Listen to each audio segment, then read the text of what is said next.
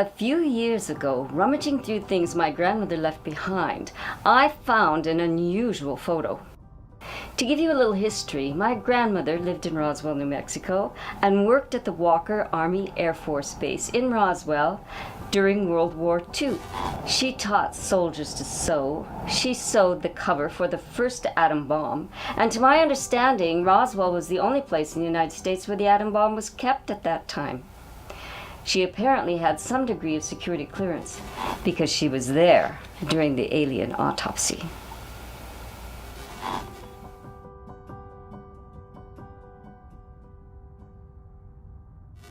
But this photo set my course on a mission to look into what is really out there in the world of UFOs and extraterrestrials.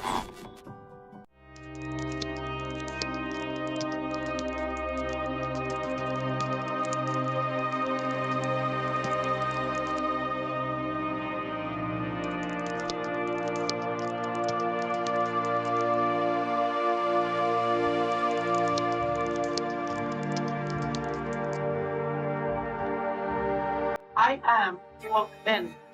Her name is Martha.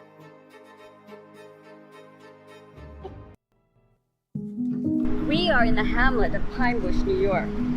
Pine Bush, New York in the 1980s was known as the capital of UFO sightings in the world, with 25,000 sightings being reported. Today, 2020, it is known as the capital of UFO sightings on the east coast of the United States. Besides the UFOs, there are a lot of paranormal activities that go on here, and there are paranormal researchers and UFO researchers that inhabit the area constantly. And we hope to find some and meet them and speak with them.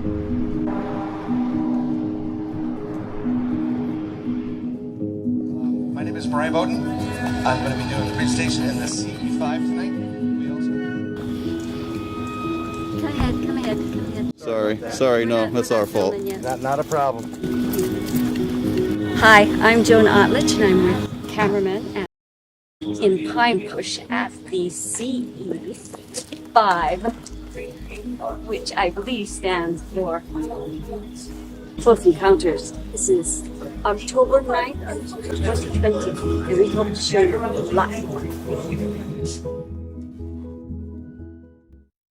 A few years ago, a man by the name of Brian Bowden, a New York State UFO and paranormal researcher, began an annual CE5 event on the outskirts of Pine Bush. I am Brian Bowden. I'm from the Bronxville Paranormal Society and also co-founder and director of the New York State UFO Project. And about 6 years ago, we started the Paranormal Center at the Pine Bush UFO Festival. Something we wanted to do to let's change it up a bit was 2 years ago I decided we're going to do a close encounter of the fifth kind. And what a close encounter of the fifth kind is, or sometimes referred to as a CE5. These are the protocols that Dr. Hynek created in your experience with aliens and craft. And the fifth kind is an active encounter. You're actively seeking an interaction with an extraterrestrial being, be it from this planet, outside the planet, some other galaxy. Close encounter of the fifth kind is what we're doing tonight. It's an active encounter, which directly involves communication with these entities. This is an experience of brain, body, mind. So we're gonna go, shut these down, and we're gonna kind of like, I'm gonna talk to you. I don't do the Stephen Greer protocol and let them whisper. We're gonna close our minds. We're gonna use our mind's eye to try to connect with these craft. We're gonna say it in our heads. We ended the day by being over where the final 3 talks were gonna be, which started about 9 o'clock and ended about 10. And while we were there, even though we were tired, we happened to meet a mother and daughter that came by specifically for the CE5 event. So we went to go and give them some kind of experience. And we went to this field, which was at Alice Court, just outside of Pine Bush proper, in the town. And while we were there, to our surprise, we were greeted by like 65 people. There was another 40 people that were on their way. More cars came. We set up for the night. The way this works is an active encounter. It was such an excitement for the day. We had to calm people down. So I kind of did a guided semi-meditation. I wanted people to just clear their heads of all the excitement they had during the day, meeting some of the exciting special guests, talking about aliens, and I wanted them to focus and just in their mind's eye say, we want to have an interaction with you, we want to meet with you, can you please come to us? And this is what we started to do. And while we were doing it there, I started to focus in on that whole thought. We want you to come down. Can you interact with us? And about 20 minutes into our silence, where everybody was kind of focusing, we used the same amount of time to check out in the sky where the traffic was flowing from. So normal air traffic. It's very important to know where normal traffic is. So if something out of the normal comes into play, we know where it's coming from. So we got that situated. And at one point I started hearing hooting and hollering. And I thought it was some kids in the next park next to us, maybe drinking or having some kind of a, good Saturday night. I turned to my friend Al, who was there, who was also part of, co-founder and director. And I said, I was about to say, you hear that hoot and hollering over there, when a gentleman came and appeared from behind where Al was and says, does anybody hear that owl? And I said, yeah, I was just about to say something. And as soon as I said I was just about to say something, above our heads appeared what looked like a dome white LED light. You can see a hexagonal shape on this, holding it in place. You saw darkness of a craft. You saw where it ended and where the sky was. So everybody was just going and honoring, about this whole type of event. I was kind of blown away. And yes, I'm a researcher and investigator, but even when you get something like this, how could you not be? This was not something from our Earth. Made no sound. It literally hovered maybe 100 feet above our heads. Al at that point started doing some signaling with his flashlight. I had a red laser, and I started signaling with a laser. Al would give it 3 dots, 3 dashes. It signaled back, 3 dots, 3 dashes. We said to, I think it was out loud. I'm not positive at this point if it was in my mind's eye or out loud. Can you do some tricks for us? Can you go out in the distance about 20 miles out to where the mountains are and just fly out and do some kind of air acrobatics? And it did. It zoomed out in an instant. We saw it there. It did right turns. It did incredible speeds from one mountain range to the next and banking turns that you could not do at the speed that we were seeing. And then it came back. We were just blown away by it. And for a few more minutes, it was hovering above our heads. It disappeared. We asked once again, just come back for a little while longer. It reappeared. We said thank you, and then it was over. It was done. It was one of the most incredible experiences as an investigator and researcher that I think anybody could have. I was still blown away by it. Everybody that participated in that event was just blown away by the entire experience. I mean, we literally brought a craft in that is not from this world. That's what a CE5 or close encounter of the fifth kind is designed to do. Because this thing is so far away, there's no possibility that it heard anything you said, and you don't even know if you said it out loud. Well, part of the whole way from research, how these alien races do communicate with people, they talk about mind speak. Science has been trying to communicate with life outside our planet. Means of communication include telescopic radio wave transmitters. But now there are others who tell us that they are communicating with ET through forms of meditation, mind speaking. We're going to close our minds, we're going to use our mind's eye to try to connect with these craft. We're going to say in our heads, we want to meet you, we'd like to have an experience with you, can you please come forward? And that's all we're going to do. We had great success 2 years ago, and we're going to try to do it today. I mean, it's if and when they do show up, it's truly out of this world to experience.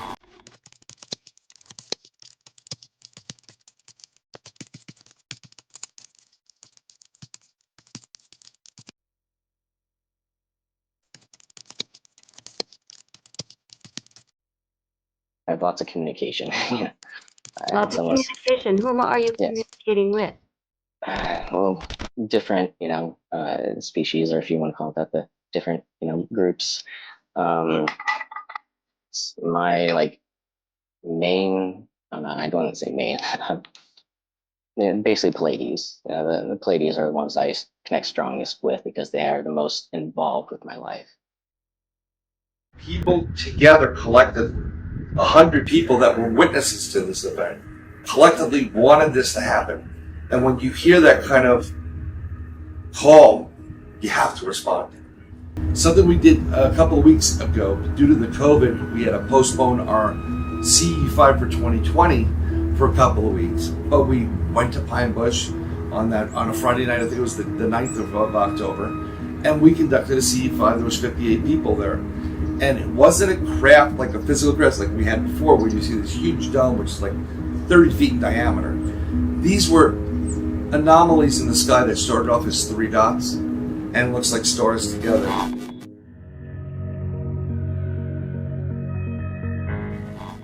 Hi, my name is Al Sanariga, founder of the Roswell Paranormal Society, co-director of the New York State UFO Project, co-director of the New York State Sasquatch Organization. I consider myself an experiencer and an investigator, not a researcher. I do not do any research, I investigate. I've had a lot of UFO experience and sightings over the years. My daughter was just born in '94, so she wasn't even a year old at that point. Now it's 2004, she's 10 years old, and we're coming home from a parent-daughter karate class, martial arts class. And we're driving on the road, the back roads up here in Dutchess County, and my daughter says to me, "Dad, there's a UFO following me." So I start laughing, 10-year-old girl, and I was like, "What makes you think that's a UFO?" And she said, "Dad, that light has been behind us since we left the karate school, and it hasn't passed us." And I said, "No, there's an airport up the road. It's probably just a plane or a helicopter going to the airport." But this light never passes us. We're hitting red lights and stop signs, and it never passes us. So we get to the airport, and it's parallel with us, right out my window, and it banks hard south, like it's going towards Manhattan, and we bank north, and we go home. Where I live, it's pitch black, cul-de-sac. There's no street lights, there's no sidewalks. It's very rural, and we pull into the driveway. The sensor lights go on, and I'm getting our martial art bags out of the trunk of the car. My daughter jumps out of the car. She's running up the walk to go in the house, and she starts screaming hysterical. So I look up to see what's the matter, and I said, "Amanda, what's going on?" And she said, "Look, Dad, above the house it's a UFO. And there's this same triangle, the same triangle gray, battleship gray UFO that I seen 10 years earlier in Yonkers, sitting above my house." I'm not a happy camper, and I'm telling it in my mind's eye, because I'm thinking, all right, it's probably can read my mind. It's mental telepathy, and I'm saying, "What are you doing above my house? And get the hell out of here." It's that stuff to that nature. And so it starts to glide by me. It gets to me, and it makes a hard left, and it banks up the street. And our street is about 100 yards long straight. And I'm looking at this thing as it's gliding down the road, and if you blink your eye, you lose sight of it. So I'm watching it. It gets just past the last house on the block, and behind that are woods where there's a power line cut where kids ride their dirt bikes and their quad runners on the weekends. And it stops, and it rotates, and it's pointing north, and it drops out 3 red balls. And I freak out. That's it. I run in the house. I grab my samurai sword, because that's my choice, my weapon of choice at the time, because I'm doing martial arts. I grab a 125-pound German Shepherd, my mag light, my cell phone, and tell my wife to call me every 5 minutes. I'm going into the woods. I go into those woods, and I'm looking for broken branches where these red balls came down. I'm looking for these odd-looking stones on the ground that don't seem right. I'm looking for any smoldering leaf litter that's on the ground. And I walk up and down that power line 100 yards each way. I found nothing. It's UFO, it would be called UFOs that have been above your house. When they show themselves, I literally just say, "What's up?" and then go back into my house,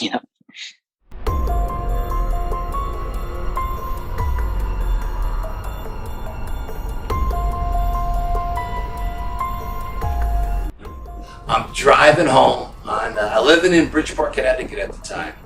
My brother's home. I got the basement of the attic apartment. I'm coming up from New York. I'm working in New York. I'm driving to Bridgeport. I'm on the Merritt Parkway. It was summertime, 7, 8 o'clock at night. The whole road, parkway, is a parking lot. Cars on both sides. No one's moving. Nothing's going on. And I see a state trooper in the grass playing with his radio. So I'm thinking, oh my God, it's a motorcycle accident or something. I just got to get the trooper because my car is stuck. I need to get a tow. I go down to the trooper and I said, what's going on? And he says, look up. I go, look up. He says, look up.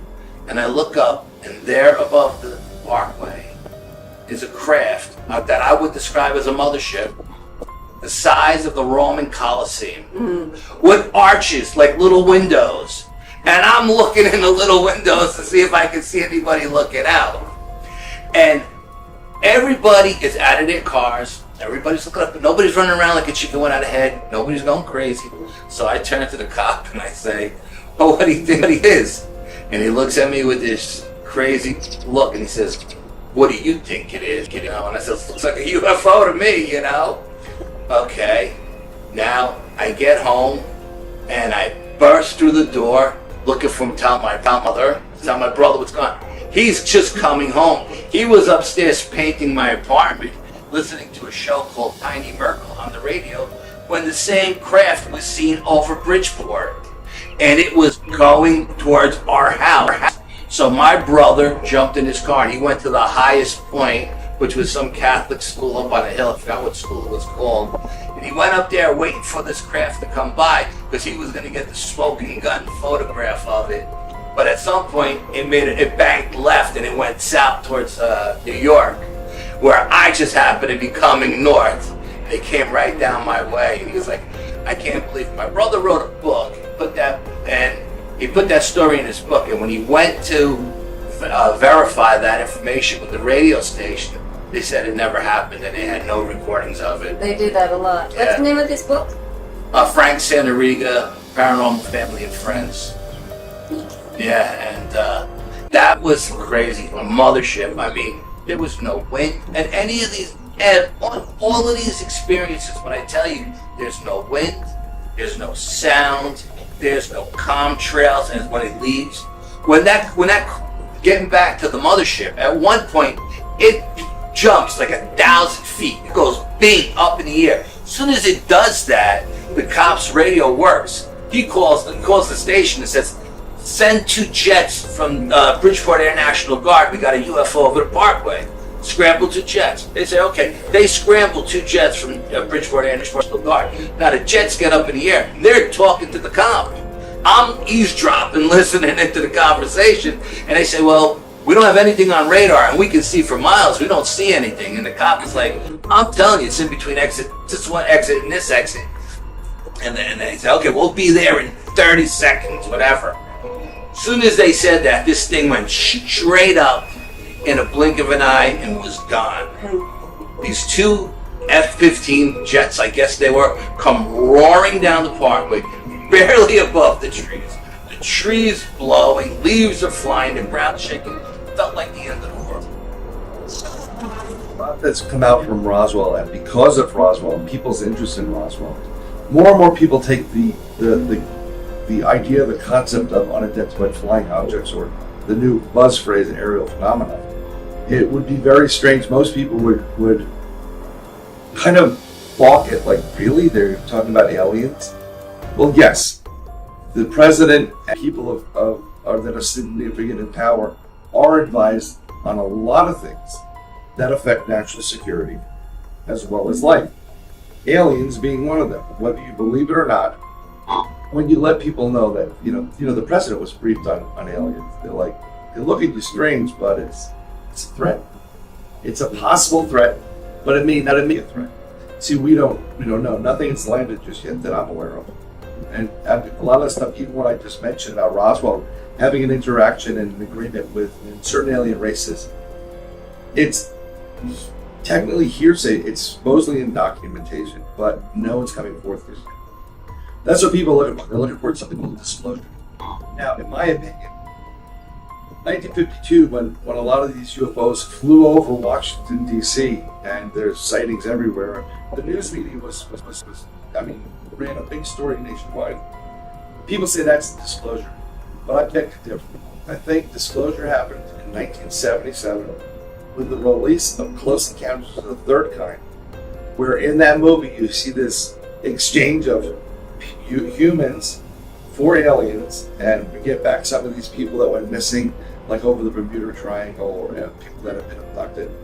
But what was great about that movie was Dr. Hynek himself, who was in charge of Project Blue Book, to debunk this. But he couldn't, because he knew it was real, made a very bold appearance in that. Where at the moment where the craft opened up and the aliens are exchanging, there's a close-up shot of this man. That is true disclosure. Hynek went on to say that the completely negative and unyielding attitude of the Air Force would give UFOs a chance to exist, even if they were flying up and down the street in broad daylight. And we're going against the wind. The wind's 120 knots from the west. Oh, I'll take dude. Well, go ahead.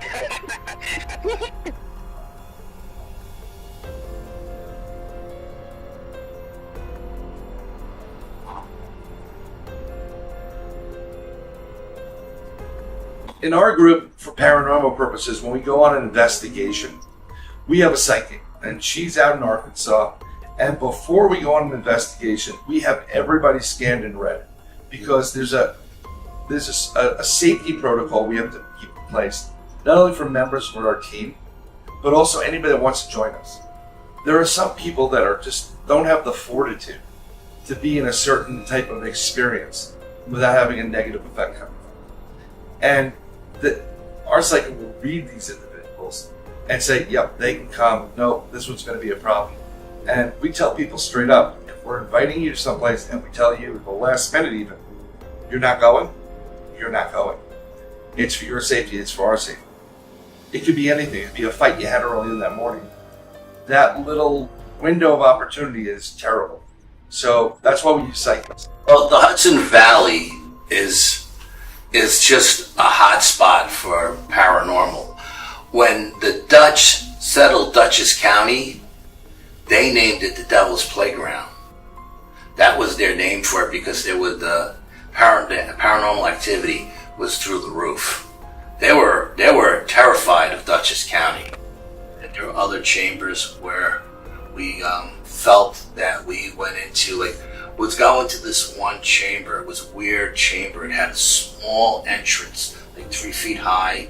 But when you walked in, it wasn't built like all the other chambers, like a square box. It was built more like a dome. So when you went in, it opened up. And we were in there. I was in there with a group of people that I was hanging out with at the time. And my brother told me to bring my night vision goggles. And I said, why? It's during the day. He said, bring them anyway. I said, okay.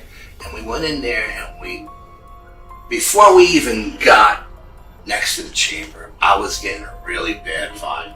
Like, maybe we're not supposed to go in this one. I got a bad vibe. So I called my psychic, who reads the place through me. She says, I'm a conduit. She lives in Arkansas. And she said, no, there's 3 people on your team right now that can't go near that chamber. And I was like, why? She goes, because they have subconscious fear. And if they go in there, there's something dark in there that will attach to them. Tell them to get in their cars right now and drive away.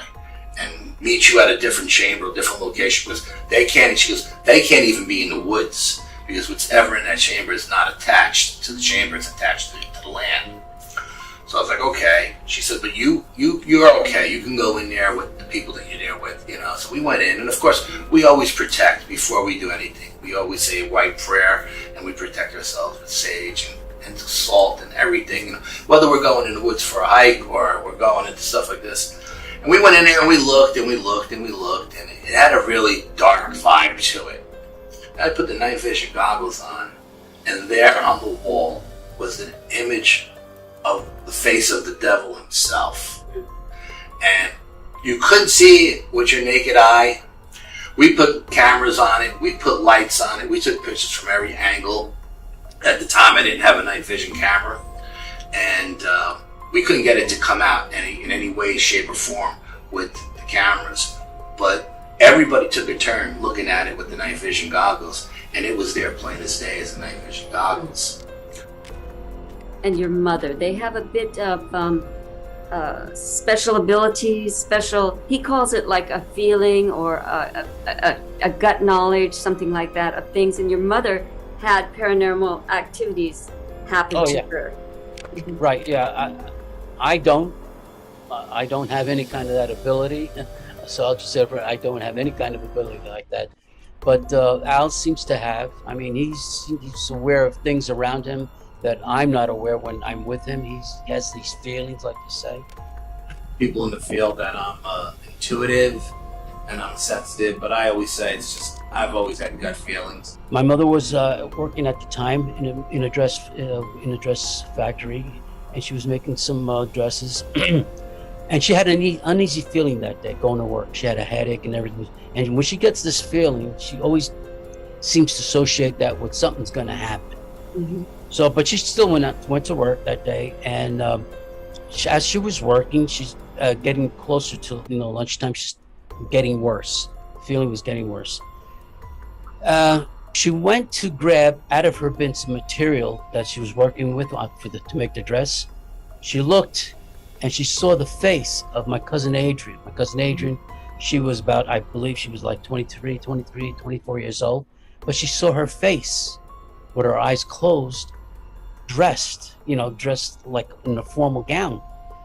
And my mother just fainted. It was just such a strong effect to her that she fainted. And, the people at work got her, some water and things. She says, well, I feel better now. I'm take a little break now at lunch. And she started getting back to work. A little while later, maybe a couple hours later, my father went to the shop to pick her up. And he said, he walked in, and my mother saw him walking to her. And she said to him, she goes, I know why you're here. And my father says, why? Because something happened to Adrian. And my father took a couple steps back and like, how does she know this? She said, I had a vision of her right here. She says, she's dead, right? And my father says, yeah, she died. And I think that's what got me going into writing the book and things, with my mother having those type of experiences.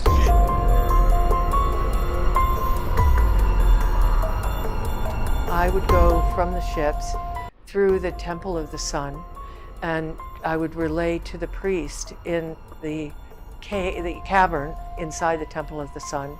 I would go through the portal there and tell him about what was happening in the Orion Wars, and as things became more dangerous.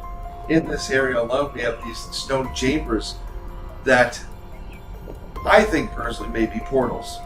We've used it, we've done some testing on those things. It looked like we opened up a portal. We started using frequency through a series of frequencies through sinking poles.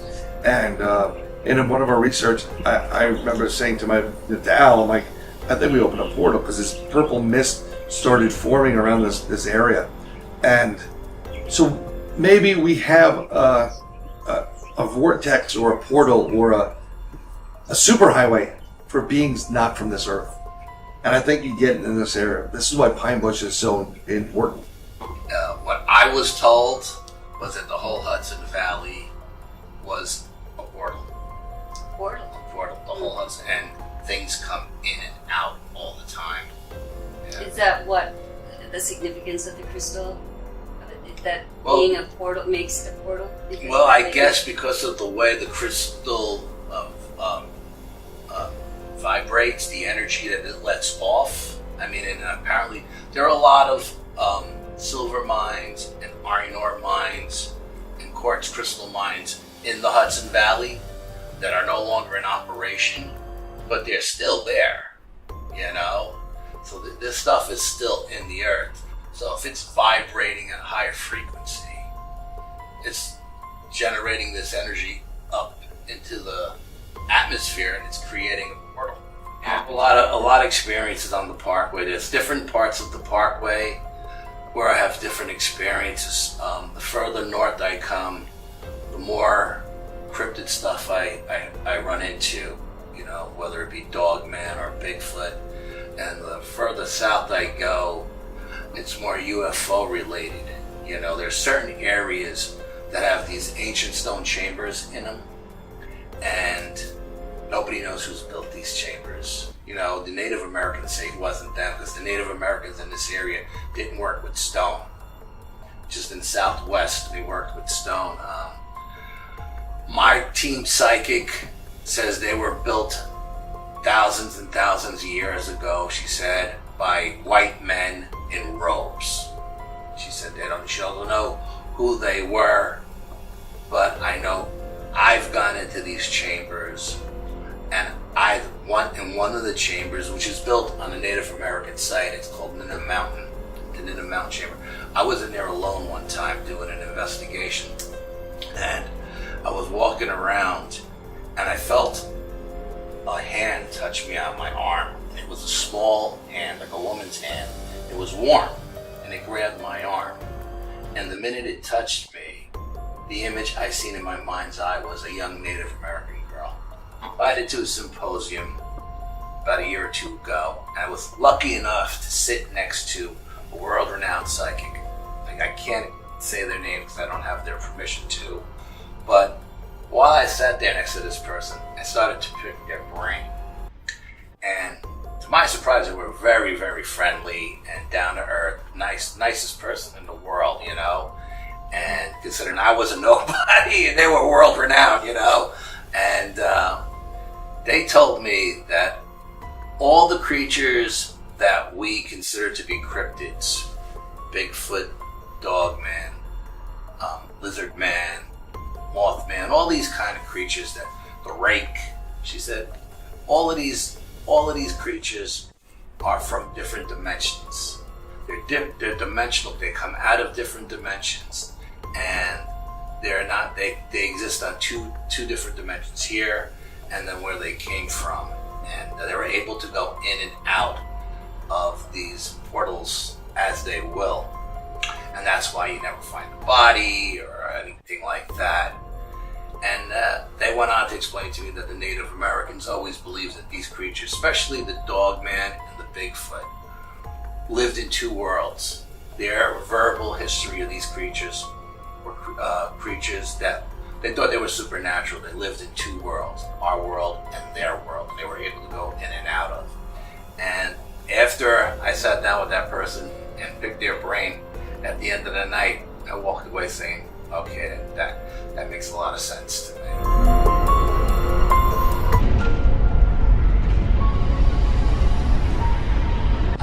In 2012, I had so many sightings that I had to call my brother, who's a parapsychologist and an author, and I said, Frank, I think I'm losing my mind.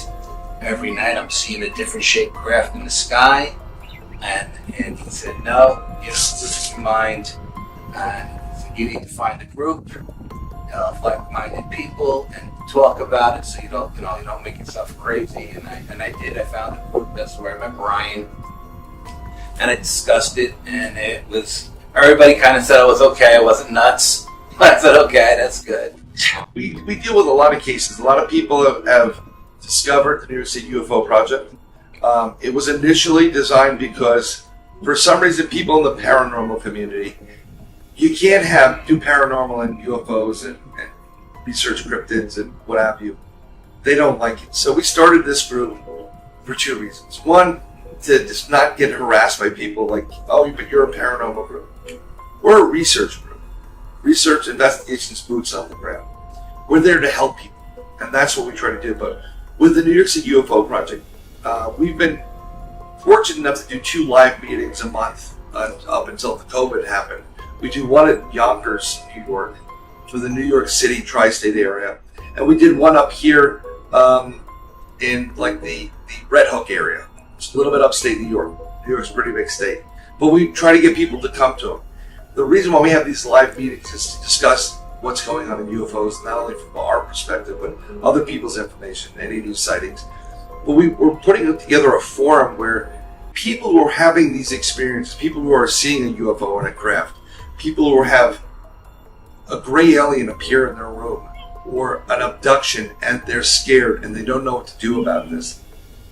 We want them to be in a forum where there are like-minded people where they can listen to stories, they can add to the stories, and they have a place to go that's safe and secure. That's what it was developed for. I mean, we're doing our research as well. We have a hotline number that they can call and they can report it. We're going to go investigate. We have a couple of cases right now of repeated abductions between a reptilian, another one who's brand new to being abducted and is just very dramatically upset by it. So there's a lot of things that we do, but it's pretty much to give a voice to people that are scared. And we're going to say, look, this happens. We have no magic wand to make it not stop happening, but know that we're here, we'll listen. We're not going to make fun of you. You're going to have a resource, you're going to have other like-minded people to talk to about it, and that's why it was created. We had a gentleman come in, he was an older gentleman at one time, one meeting, and he was terrified. He started collecting all these books, he had this experience, and they started talking about abductions, and he was genuinely scared out of his mind. And some people initially gave him a hard time about it. I recently had an experience just the other night where I was laying in bed, 3 o'clock in the morning, room is pitch black. I feel like someone is watching me. So my wife has had night terrors her whole life. And we have seen shadow people in the room, you know. But I look around and I got this smart watch for my birthday. The kids bought it for me. So when you roll your wrist, it goes on it, and it's a green light, and it turns the whole room green. So I went to roll the watch over, and it wouldn't go on. And I went to turn it on, and when I went to turn it on, it didn't look right to me. But 3 o'clock in the morning, I couldn't really make it. I was still half asleep. So I got my flashlight, and I walked around, because what I thought I saw was a gray alien's head peeking in through the bedroom with the door. That's what I thought I saw. So I got up and I got a flashlight and I walked around the house just to see. And the whole house looked normal. The cats were sleeping on the couch. Everything looked like it should. And went back to bed. In the morning when I woke up, I rolled my watch to see what time it was. And again, this time it wouldn't go on. So when I hit it to see what time it was, the numbers were backwards. They were facing me out. They were facing away from me, which is strange. I would never put my watch on facing away from me. So when I went to check the settings, why it wasn't going on when I rolled my wrist, because that actual setting was shut off and my watch was put on backwards. Now, I don't know if something happened that night. All I know is when I went to bed, the watch was set correctly and it was put on correctly. If I take this watch off now and try to put it on backwards, it's so difficult that I couldn't do it. When I put it on the way it's supposed to go on, it goes right on 1, 2, 3. So I don't know how the watch got on backwards, and I don't know why that setting was shut off. But I thought I seen a gray alien face peeking in, and I haven't mentioned it to my wife or kids or anything. I wouldn't want to scare them that way, but as far as me being abducted, I don't know. And this man came in, and many times the way that I receive, somebody would come in to see me or whatever would just be, they would feel guided. I mean, they just told me I feel guided. And the first time he came in, he was what I call in the book, what I mentioned, is unmasked. And in those days, that was early on, so I was very new to a lot of this stuff. This was probably in the late 90s. And he came in, and I saw him, he took my breath away. He had a big cone head, and he came in and sat down with me, and his energy was enormous.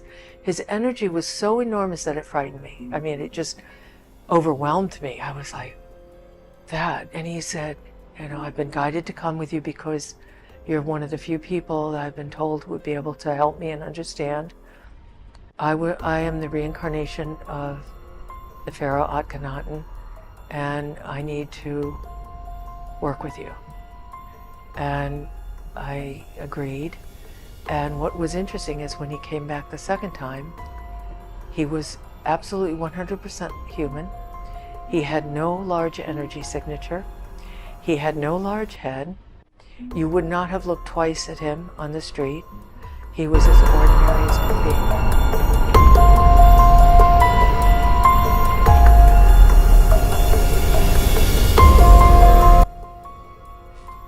Daughter was like 10 years old at the time. My son was like 6 or 7. And she went as Dorothy from The Wizard of Oz that night trick-or-treating. And we went around the neighborhood and we did all the trick-or-treating. And at the end of the night, we all went upstairs on the second floor to bed. And my daughter and my son slept in the same room. My wife and I had the master bedroom. And at the foot of my bed, I had a 125-pound German Shepherd that I had spent a lot of money on to get him canine trained. And I'm laying in bed, and I have this, what I thought was a dream at the time. I was out of my body, and I was sitting on my headboard. On our headboard, the way it's set up, it has mirrors and shelves. It's flat on top. You could actually put stuff on top. But I'm sitting on there, and I notice out behind me to the shade in the yard is a bright light. And I'm thinking to myself, what's going on? When I notice that there were 2 tall gray aliens in the room, and they were levitating me, and they're floating me out through the wall. And I'm thinking, how the hell are they going to get me through the wall? It's October, the windows are closed. How are they going to get me outside, number one? And number two, why isn't my 125-pound German Shepherd attacking these creatures? So as these thoughts are going on through my head and I'm watching all this happen in slow motion, my daughter starts screaming in the other room at the top of her lungs. She starts screaming at the top of her lungs. At a moment's blink of an eye, I'm back in my body.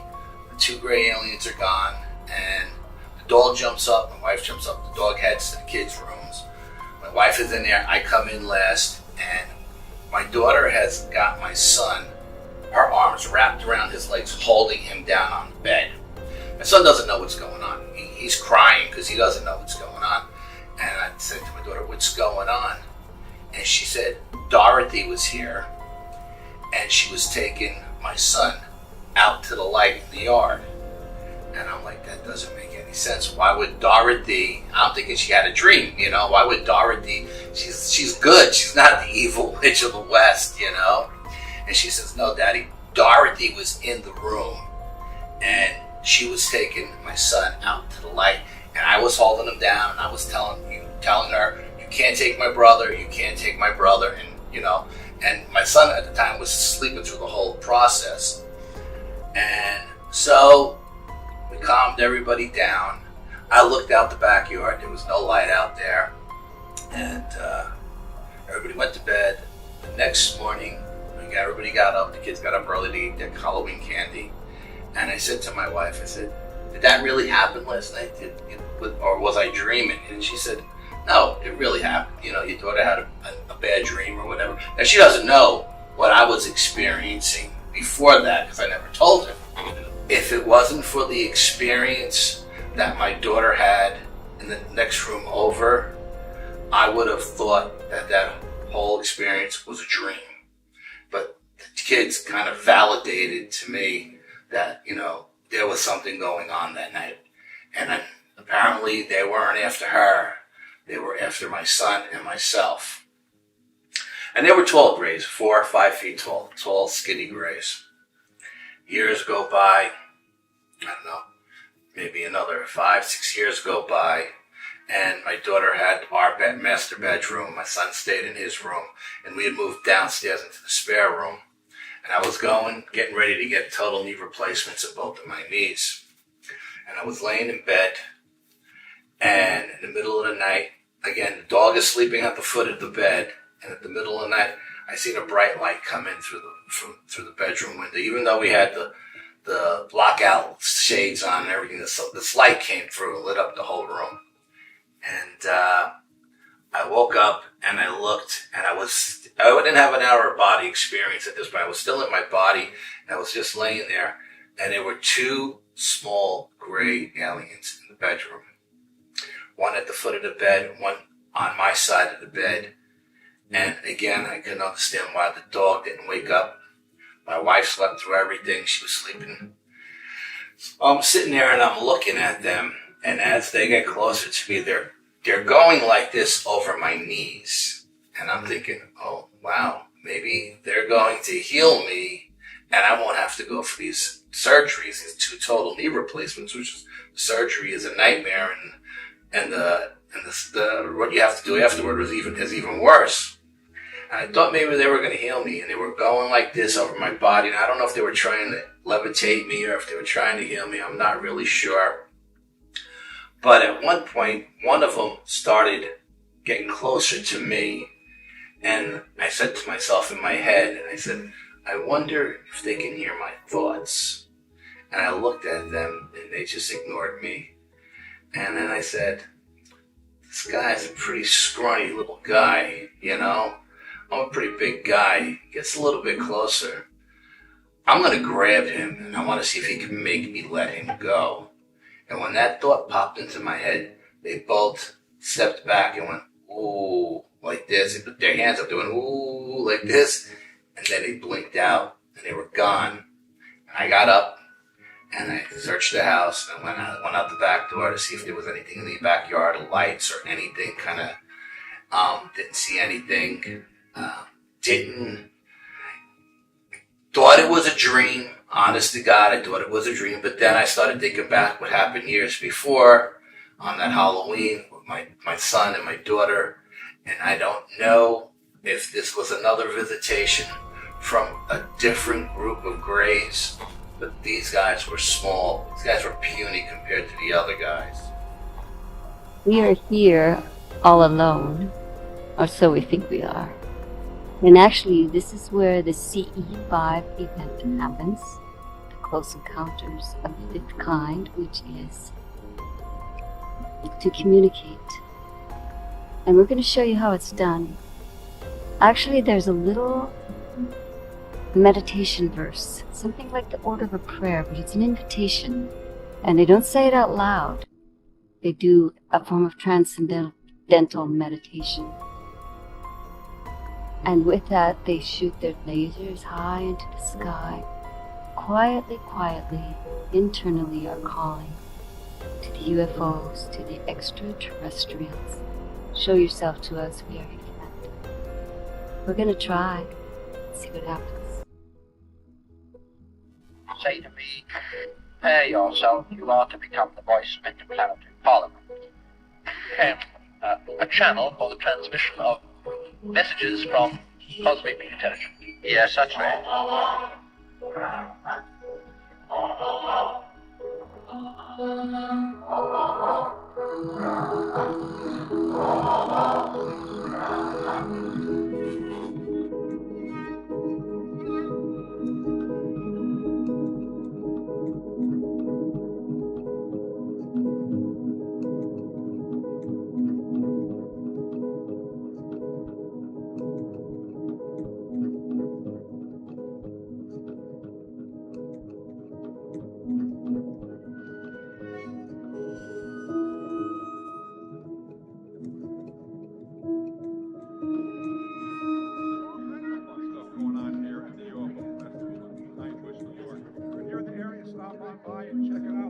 Darth Vader's here. The stormtroopers are wandering around. I saw Lando from Babylon 5. He's here.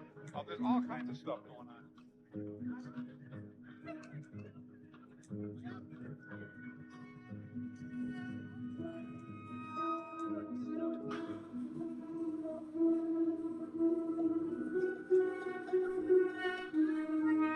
we got Real State of Mars, and we've got abducted services on the legal end of things.